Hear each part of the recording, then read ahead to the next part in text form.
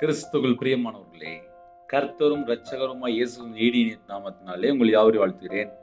தேவனருளிய அப்பம் ministry channel மூலியமாக உங்களோடு சந்திப்பதில் மிகுந்த மகிழ்ச்சியடைகிறேன்.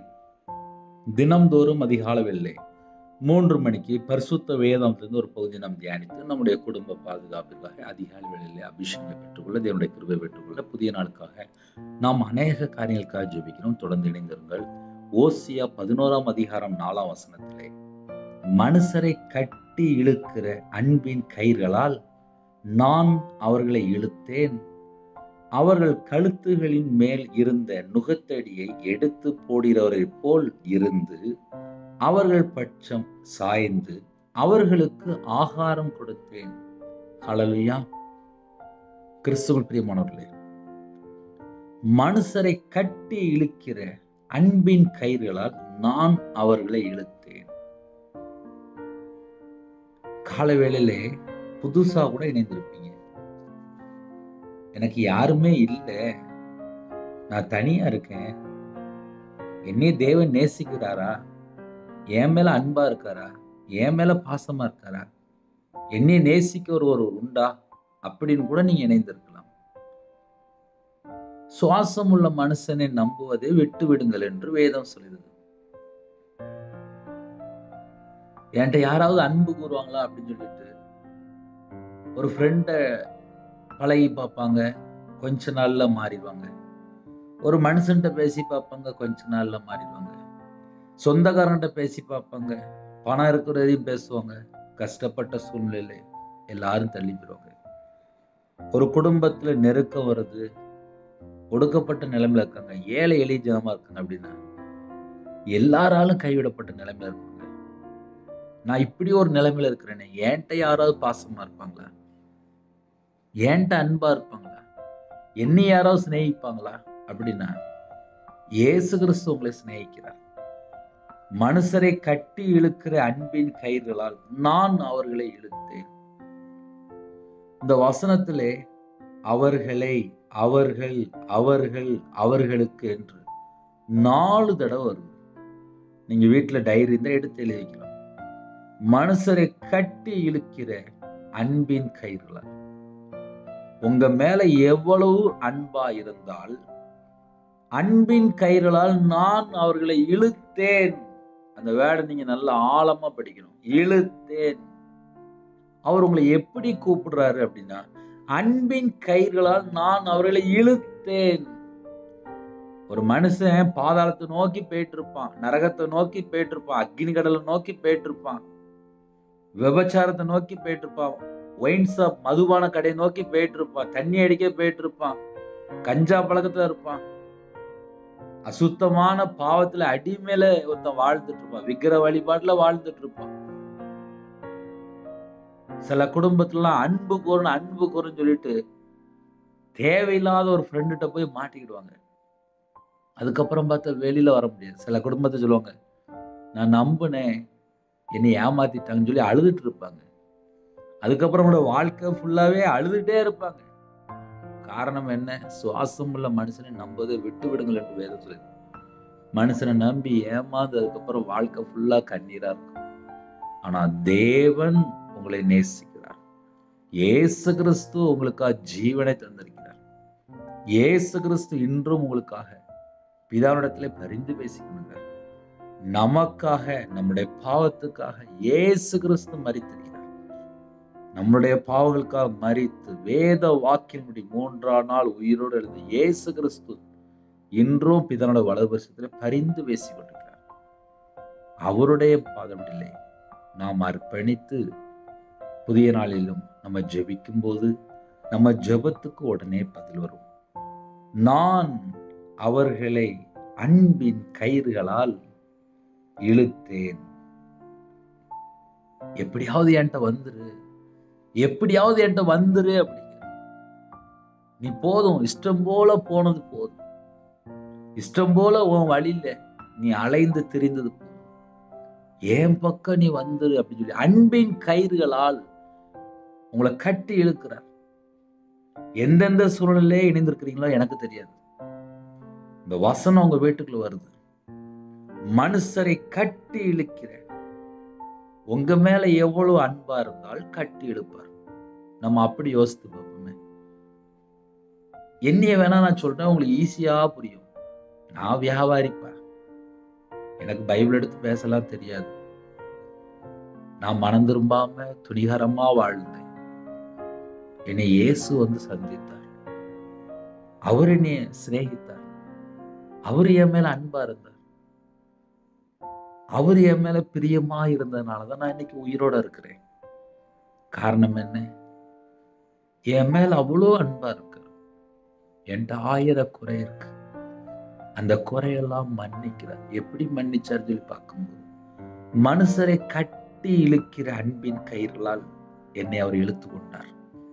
இன்றும் இந்த வசனம் உங்களை நோக்கி வருகிறது. நீங்க எந்த சூழ்நிலை இணைந்திருக்கிறீங்களோ அது தேவனுக்கு மட்டும்தான் தெரியும். சில குடும்பத்திலே வாலிப பிள்ளைகளா இருக்கலாம், வாலிப பையங்களா இருக்கலாம், குடும்ப தலைவரா இருக்கலாம், சகோதரிமாரா இருக்கலாம், தாய்மாரா இருக்கலாம். என்கிட்ட அன்பு குறை யாருமே இல்லையே, என்கிட்ட அன்பு குறை யாருமே இல்லைன்னு சொல்லி ஒரு வேலை இணைந்திருந்தால், அன்பின் கயிறுகளால் உங்களை கட்டி இழுக்கிறார். அவர்கிட்ட வந்துருங்க. அவர் உங்களை பார்த்து கொள்வார். உங்களுக்கு என்ன வேணும் அவர் தருவார். அவர்கள் கழுத்துகளின் மேல் இருந்த நுகத்தடியை எடுத்து போடுகிறவரை போல் இருந்து, கழுத்துகளின் மேல் என்று எழுதப்பட்டிருக்கு. பெரிய ஒரு பாரத்தை சுமந்துட்டு இருப்பாங்க. அது கடன் பாரமா இருக்கலாம், குடும்ப பாரமா இருக்கலாம், வேலையில் உள்ள பாரமா இருக்கலாம், வியாபாரத்தில் உள்ள பாரமா இருக்கலாம், விவசாயத்தில் உள்ள பாரமா இருக்கலாம், ஒரு பிள்ளை இல்லைன்னு சொல்லி சில மன வருத்தம், வேதனை, ஏதோ ஒரு பாரமா இருக்கலாம். இல்லைன்னா கடந்த வாழ்க்கை, இல்லைன்னா பழைய வாழ்க்கை சொல்லலாம். இல்லைன்னா இதுக்கு முன்னோட்டு இருந்த தேவையில்லாத காரியங்கள், ஏதோ ஒண்ணு யோசித்துக்கிட்டு அந்த பாரத்தை அப்படியே வச்சிருப்பாங்க. இப்ப என் மெத்தட்ல நான் சொல்றேனே, நான் கடன்ல ரொம்ப கஷ்டப்பட்டுவேன். மாந்திரியத்துல ரொம்ப கஷ்டப்பட்டுவேன். மனுஷனை நம்பி 13 லட்சம், நான் சொல்றதுன்னா 2010 இருந்து 2015 13 லட்சம் சொல்றேன். இப்ப சொல்லல, இப்போ உள்ள அமௌண்ட், அப்போ உள்ள அமௌண்ட். அப்போ கொடுத்து மனுஷனை நம்பி கொடுத்து ஏமாந்துட்டேன். சொந்த வீடெல்லாம் வித்து, நகையெல்லாம் வித்து ஊரோட்டை போயிட்டேன். அதை ஏன் சொல்றேன் அப்படின்னா, மனுஷனை நம்பி பணம் கொடுத்து ஏமாந்ததுல என் வாழ்க்கையில நான் எல்லாமே ஃபெயில் ஆனதுக்கு அப்புறம் என் இருதயத்துக்குள்ள அவ்வளோ ஒரு பாரம். எப்ப பார்த்தாலும் அழுதுட்டே இருப்பேன். ஏன் அழுறேன் எனக்கு தெரியாது. உள்ளத்துல ஒரு வேதனை, ஒரு பாரம், ஒரு மன அழுத்தம். ஒரு பைத்தியக்காரன் போல சில நேரத்துலலாம் கண்ணீர் ஆட்டோமேட்டிக்கா ஓடிட்டே இருக்கும். அவ்வளவு பிரச்சனை, தலைக்கு மேல பிரச்சனை ஓடிட்டு. காரணம் என்ன? விக்கிரத்துக்கு போய் பணம் கொடுத்தது. அவர் என்னை வந்து மீட்டுக் கொள்றாரு. எப்படி மீட்டுக் கொள்றாரு? கழுத்துகளின் மேல் இருந்த நுகத்தடி எடுத்து போடுகிறது போல் இருந்து, என் மேல என்னெல்லாம் பாரம் இருந்துச்சோ அந்த எல்லா பாரத்தை எல்லாம் நீக்குறார். இன்னைக்கு யாரெல்லாம் நீங்க இணைந்திருக்கீங்களோ, உங்க மேல என்னெல்லாம் பாரம் இருக்கோ அந்த எல்லா பாரத்தை எல்லாம் அவரு மட்டும்தான் நீக்க முடியும்.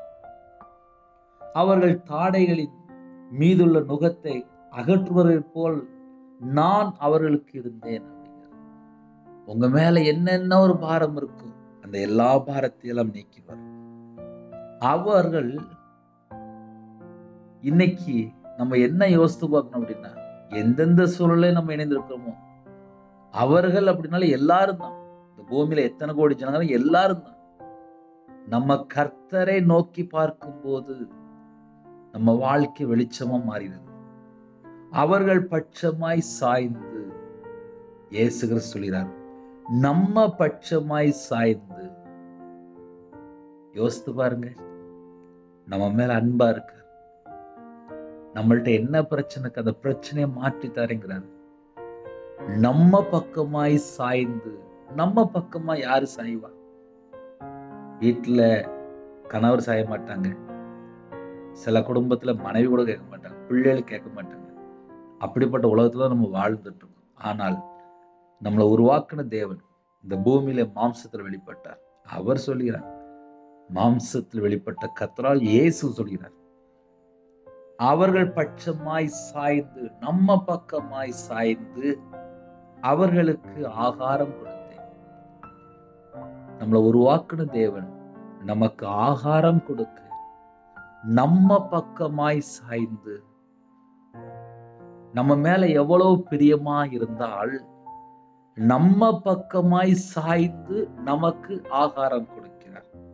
இப்ப இந்த 2024 இந்த செய்தி நம்ம கேட்கிறோம். 2024 நம்ம பேசிட்டு இருக்கோம். கொரோனா நேரத்துல எத்தனை குடும்பத்துல கண்ணீரோடு ஜெபம் பண்ணாங்க. இன்னைக்கு வரையும் நம்ம உயிரோட இருக்கோம். எப்படி? நம்ம பக்கமாய் சாய்ந்து நமக்கு ஆகாரம் கொடுக்கிறார் நம்முடைய தேவன். காலையில நம்ம இணைந்திருக்கோம். அண்ணன் வீட்டுல இவ்வளவு பிரச்சனை இருக்குன்னே, தேவனுக்கு தெரியும். உங்க குடும்பத்திலே அன்பு இல்லாம இருக்கா? தேவனுக்கு தெரியும். பாரமா இருக்கிறீங்களா? தேவனுக்கு தெரியும். யாருமே இல்லைன்னு சொல்லி நினைக்கிறீங்களா? தேவனுக்கு தெரியும். எனக்கு ஆகாரத்துக்கு பிரச்சனையா இருக்கு, தேவனுக்கு தெரியும். அவர் தான் சொல்றார், மனுஷரை கட்டி இழுக்கிற அன்பின் கயிறால் நான் அவர்களை இழுத்தேன். எந்த சூழலுக்கும் தெரியாது, இழுத்தேன். அன்பின் கயிறுகளால் உங்களை இழுக்கிறார். அவர்கிட்ட வந்துடணும், அவ்வளவுதான். அன்பா கூப்பிடுறாரு. அன்பா கூப்பிடும் போது அவர் பக்கம் வந்துடணும். அவர் ஒரு பக்கம் அன்பின் தேவன் தான். மனம் திரும்பாத பட்சத்திலே சவுக்கு எடுத்துருவார். ஏன்னா பைபிள்ல நிறைய வசனம், நிறைய மெத்தட்ல இருக்கு. அன்பா கூப்பிடும்போது சில குடும்பத்துல வரமாட்டாங்க. என் வாழ்க்கையிலே அன்பா கூப்பிட்டு பார்த்தாரு, நான் வரல. ஒரு நாள் சவுக்கு எடுத்தார். அதுக்கப்புறம் தான் மனம் திரும்பினேன். ஏன்னா பல சூழ்நிலை கூப்பிட்டு பார்ப்பார். என்னோட வாழ்க்கையிலே விக்கிரத்திலே பல வருஷம் இருந்தனாலே பல லட்சங்கள் நஷ்டப்பட்டு பல உபத்திரம். காரணம் என்ன? கர்த்தரை விட்டு தள்ளி போகும்போது பல பிரச்சனைகள் நம்ம சிக்கிக்கொள்ளும். இன்னைக்கு காலையில அன்பின் கயிறுகளால் உங்களை இழுக்கிறார். இழுக்கும் போது ஓடி வந்துடணும். உங்க மேல பாசமா இருக்கார், உங்க மேல அன்பா இருக்கார், உங்களுக்காக ஜீவனை தந்திருக்கிறார். இன்னைக்கு காலையில உங்களை அழைக்கிறார். அவர்கள் கழுத்துகளின் மேல் இருந்த நுகத்தடியை எடுத்து போடுகிறது போல் இருந்து, உங்க வாழ்க்கையில என்னெல்லாம் பிரச்சனை இருக்கு அவருக்கு தெரியும். எல்லாவற்றையும் எடுத்து போட்டுருவார். அவர்கள் பட்சமாய் சாய்ந்து நம்ம பக்கமாய் சாய்ந்துதான் நமக்கு ஆகாரம் கொடுக்கிறார். அப்பேற்பட்ட தேவனை தான் நம்ம ஆராதிக்கும். அப்படியே கண்களை மூடி நாம் ஜெபம் செய்வோம். அன்பின் கர்த்தாவே, உம்மை நன்றியோடு துதிக்கிறோம்ப்பா. அன்பின் கயிறுகளால் எங்களை இழுக்கிறீங்கப்பா. நாங்க மனம் திரும்பி உங்க பக்கம் வர்றதுக்கு எங்களுக்கு கிருபை தாங்கப்பா. உங்க அன்பை நாங்க ருசி பார்க்க எங்களுக்கு கிருபை தாங்கப்பா. எங்களுக்காக கல்வாரியில ஜீவனை தந்தீங்கப்பா. அந்த அன்பை உணர்ந்து கொள்ள எங்களுக்கு கிருபை தாங்கப்பா. எங்களுக்கு அந்த ஞானம் தாங்கப்பா. அப்பா, எங்க மேல எவ்வளவு பாசமா இருக்கிறீங்க. அவர்கள் பட்சமாய் சாய்ந்து எங்க பக்கமாய் சாய்ந்து எங்கள்கிட்ட பேசிட்டு இருக்கிறீங்கப்பா. அந்த கிருபைக்காக ஸ்தோத்திரம்ப்பா. எங்களுக்கு ஆகாரம் கொடுக்கிற தேவன் ஸ்தோத்திரம்ப்பா. இந்த நாளில் எத்தனை கோடி ஜனங்கள் அப்பா ஆன்லைன் மூலியமா இணைந்திருக்காங்களோ எல்லா குடும்பத்துக்கும் அன்பின் அபிஷேகத்தினால் நிரப்புங்கப்பா. இந்த நாளிலும் ஜெபிக்கிற ஒவ்வொரு குடும்பத்தையும் புதிய கிருபையால் நிரப்புங்கப்பா. எங்களோட ஆவி, ஆத்துமா, சரீரம், சிந்தனை, நினைவு எல்லாம் பிதா, குமாரன், பரிசுத்த நாமத்தால் முத்திரை போட்டு இயேசு கிறிஸ்து ரத்தத்தினால வேலை அடைபடுறாஜா. உங்க கிருபையினால நிரப்புங்கப்பா. உங்க வல்லமையினால் நிரப்புங்கப்பா. பரிசுத்தால நிரப்புங்கப்பா. அக்னி அபிஷேகம் நிரப்புங்கப்பா. ஜெப அபிஷேகம் தாங்கப்பா. கல்வாரி அன்பினால் நிரப்புங்கப்பா. சத்துருக்கள் மேல அபிஷேகம் நிரப்புங்கப்பா. ஆவிக்குரிய 9 கனிகளினால் ஆவிக்குரிய 9 வரலாம் பிள்ளைகள் நிரப்புங்கப்பா. ரட்சிப்பின் வஸ்து தாங்கராஜா. நீதியின் சால்வை தாங்கராஜா. துதியின் அபிஷேகம் நிரப்புராஜா. அப்பா, இந்த காலங்களில் யாரெல்லாம் தங்களை தாழ்த்துறாங்களோ மான் கால்களை தாங்கராஜா.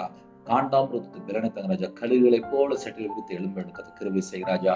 இயேசு கிறிஸ்து நாமத்தினால வானந்தரப்பட்டு சிங்காசனத்து பலனை திறந்து இடங்கொள்ளாமல் போகும்போது சகல குடும்பத்தின் சம்பூர்ணமா திருப்தியை நிரப்பி கர்த்தர் கரந்தொட்டு ஆசிரியங்க. அவங்களுடைய அப்பத்தின் தண்ணி ஆசிரியஞ்சா.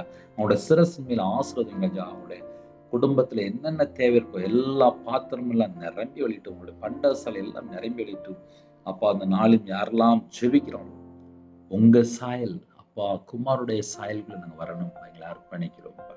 சுயம் சாகட்டும். ஜென்ம கிரியலை எடுத்து போடுங்கப்பா. இயேசு கிறிஸ்து ரத்தத்தினாலே நாமத்தை வேரோட சங்கரிக்கப்பட்டு போடுப்பா. தேவையில்லா செத்த கிரியலை எந்த குடும்பத்தில் இருக்கக்கூடாதுப்பா. எல்லா குடும்பத்தையும் மீட்டு கொள்ளுங்கப்பா. எல்லா குடும்பத்தையும் ரட்சிங்கப்பா. எல்லா குடும்பத்துல குறைகள் குற்றங்கள் எல்லாம் மன்னிங்கப்பா. அக்கிரமங்களை மன்னிங்கப்பா. மீறுதலை மன்னிங்கப்பா. தலைமுறை சாபத்துல எடுத்து போடுங்கப்பா. காலை வேளையில தாழ்த்துறோம்ப்பா. உமக்கு பிரியமானபடி வாழ எங்களை அர்ப்பணிக்கிறோம்ப்பா. இரவும் போலுமா வேதத்தை தியானிக்கிறவங்களுக்கு அபிஷேகம் தாங்கப்பா. தியானிக்கிற மனக்கண்களை தாங்கப்பா. கல்வாரி அன்பினாலே எங்களுக்கு ஊற்றப்பட்ட அன்பின் அபிஷேகம் எங்களுக்கு வேணும்ப்பா, வேணும்ப்பா, வேணும்ப்பா. கல்லான இதயத்தை எடுத்து போட்டு சதையான இதயத்தை தாங்கராஜா. உம்முடைய நல்ல ஆவியை தாங்கராஜா. உணர்வுள்ள ஒரு இதயத்தை தாங்க, உணர்வுள்ள ஒரு ஆவியை தாங்கராஜா. மகிமையின் ஆவியானவரே எங்க மேல தங்கியிருக்கிற கிருபைக்காக நன்றி ராஜா. அப்பா, யாரெல்லாம் அதிகாலை வேளையில அர்ப்பணிக்கிறோங்களோ, பூமியின் மேல அக்கினியை போட வந்து அது இப்பொழுதே பற்றி எறிய வேண்டும் என்று சொன்ன வசனப்படி அக்கினினாலே அப்பா நிரப்புங்கப்பா.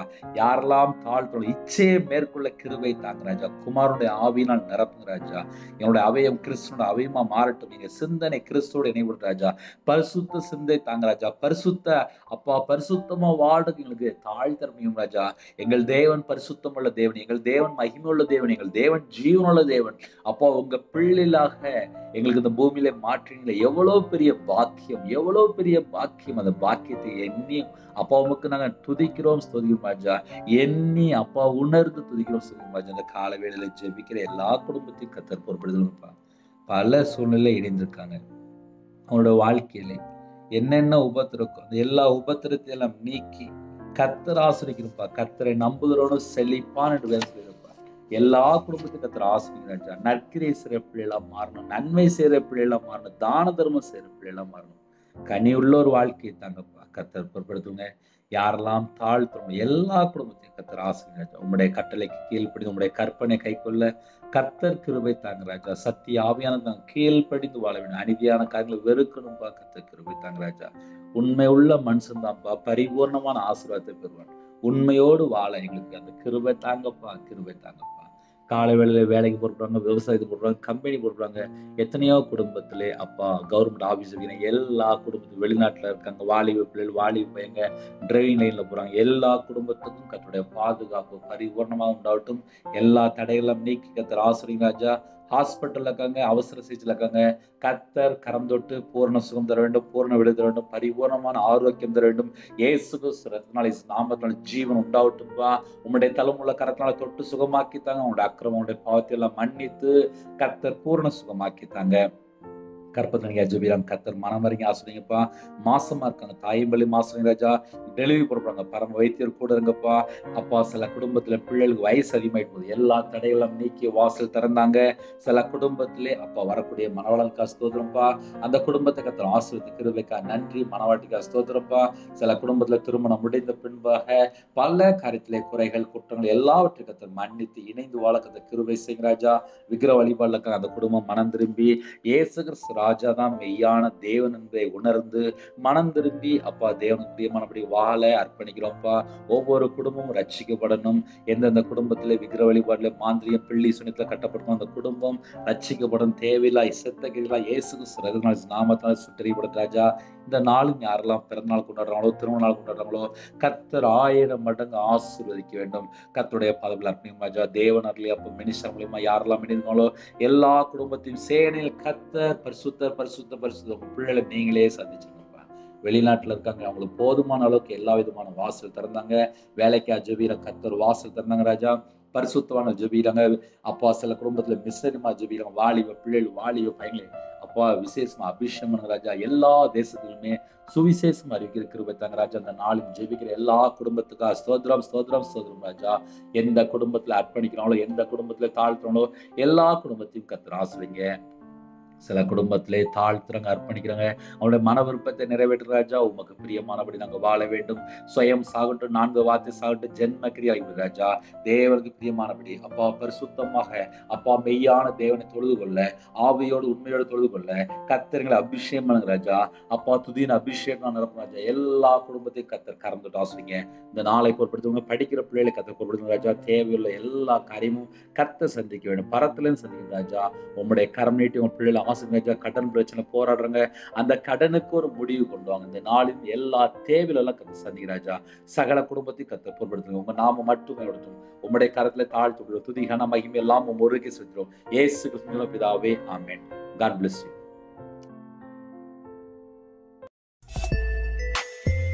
Thanks for watching. Please subscribe our channel. Click the like and share. Click the bell. God bless you.